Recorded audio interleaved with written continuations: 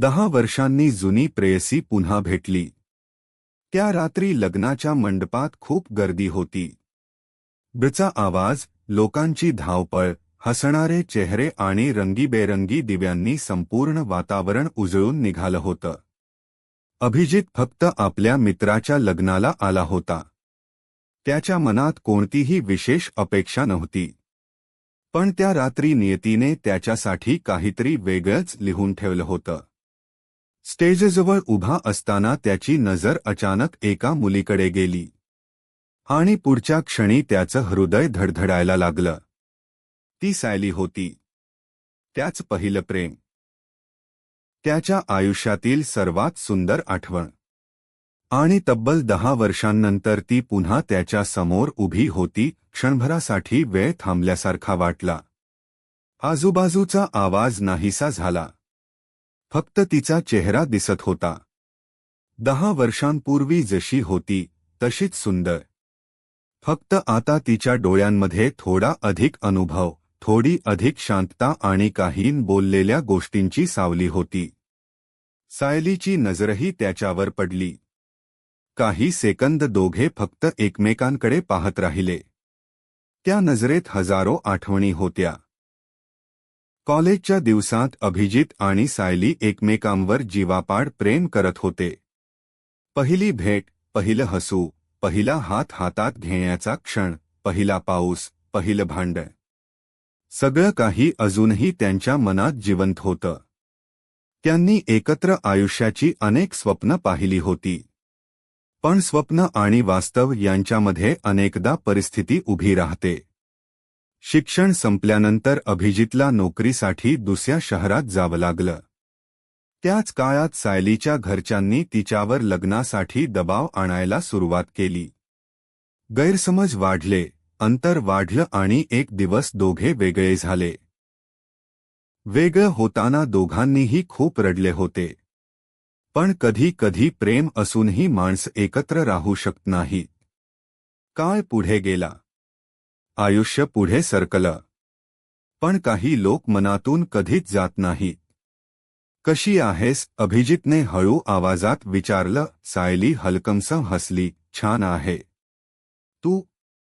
मी पण. दोघांनाही माहिती होतं की हे उत्तर पूर्ण सत्य नव्हतं. थोड्या वेळाने ते लग्नाच्या गोंधळापासून दूर एका शांत कोपऱ्यात जाऊन बसले. सुरुवातीला साध्या गप्पा झाल्या. नोकरी, शहर, आयुष्य. पण हळूहळू संवाद भूतकाळाकडे वळू लागला. प्रत्येक वाक्यासोबत जुन्या आठवणी जाग्या होत होत्या. तुला आठवतं का? सायली म्हणाली. कॉलेजच्या कॅन्टीनमध्ये तू मला पहिल्यांदा चहा दिला होता. अभिजित हसला. आणि तू म्हणाली होतीस की चहा वाईट आहे. कारण मला तुझी चेष्टा करायची होती. दोघेही हसू लागले. त्या हसण्यात एक वेगळीच ऊब होती. रात्र वाढत गेली आणि आठवणींचा प्रवासही. त्यांनी जुन्या मित्रांबद्दल बोललं. जुन्या जागांबद्दल बोललं. त्या रस्त्यांबद्दल बोललं जिथे ते तासनतास फिरायचे. पण दोघेही एक प्रश्न टाळत होते. ते वेगळे का झाले? शेवटी सायलीनेच शांतता मोडली.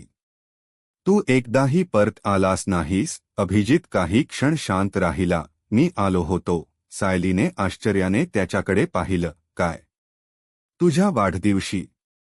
पण तेव्हा मला कळलं की तुझं लग्न ठरत आहे. सायलीच्या डोळ्यात पाणी आलं. माझं लग्न तेव्हा ठरत नव्हतं. घरचे प्रयत्न करत होते. मी तुझी वाट पाहत होते. त्या एका वाक्याने 10 वर्षांचा गैरसमज समोर आला. दोघेही काही क्षण शांत राहिले. कधी कधी आयुष्य बदलण्यासाठी एक गैरसमज पुरेसा असतो. त्या रात्रीनंतर दोघांचा संपर्क पुन्हा सुरू झाला. रोज नाही, पण अधूनमधून. एखादा मेसेज, एखादा फोन, एखादी आठवण. सुरुवातीला दोघेही सावध होते.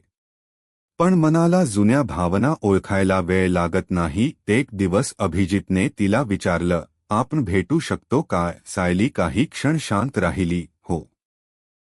दुसऱ्या आठवड्यात ते त्यांच्या जुन्या कॉलेजजवळ भेटले. सगळं बदललं होतं. नवीन इमारती, नवीन रस्ते, नवीन लोक. पण त्यांच्यातलं काहीतरी अजूनही तसंच होतं. ते जुन्या कॅन्टीनमध्ये गेले, त्याच टेबलावर बसले जिथे ते पूर्वी बसायचे. काही क्षण दोघे फक्त आजूबाजूला पाहत राहिले. 10 वर्ष, अभिजित म्हणाला. हो, सायली हसली. खूप उशीर झाला ना? सायलीने त्याच्याकडे पाहिलं. कदाचित किंवा कदाचित नाही. त्या दिवसानंतर त्यांची भेट वाढू लागली, पण आता ते पूर्वीसारखे तरुण नव्हते. आता त्यांच्याकडे अनुभव होता. आता त्यांना प्रेमाचा अर्थ जास्त चांगला समजत होता. त्यांना समजलं होतं की प्रेम म्हणजे फक्त रोमँटिक क्षण नाहीत. प्रेम म्हणजे एखाद्याची वाट पाहणं, एखाद्याची काळजी घेणं, एखाद्याच्या आनंदात आनंदी होणं. एक संध्याकाळी ते समुद्रकिनारी बसले होते. सूर्य मावळत होता, आकाश केशरी रंगाने भरलं होतं, वारा शांतपणे वाहत होता. सायली लाटांकडे पाहत होती. अभिजित तिच्याकडे. काय बघतो आहेस? ती हसून म्हणाली. जे 10 वर्षांपूर्वी हरवलं होतं ते. सायलीच्या चेहऱ्यावर हलकंसं स्मित उमटलं. आणि मिळालं का? हो. तिच्या डोळ्यात नकळत पाणी आलं. त्या क्षणी कोणत्याही मोठ्या वचनांची गरज नव्हती. कारण काही भावना शब्दांपेक्षा नजरेत जास्त स्पष्ट दिसतात. पुढील काही महिन्यात दोघांनी एकमेकांना पुन्हा नव्याने ओळखलं, भूतकाळातील जखमा समजून घेतल्या, गैरसमज दूर केले आणि सर्वात महत्त्वाचं म्हणजे त्यांनी पुन्हा विश्वास निर्माण केला. एक दिवस अभिजितने तिला त्याच जुन्या बागेत बोलावलं जिथे त्याने तिला पहिल्यांदा प्रेमाची कबुली दिली होती. सायली आली तेव्हा संध्याकाळ झाली होती. संपूर्ण बाग शांत होती. अभिजित तिच्यासमोर उभा राहिला.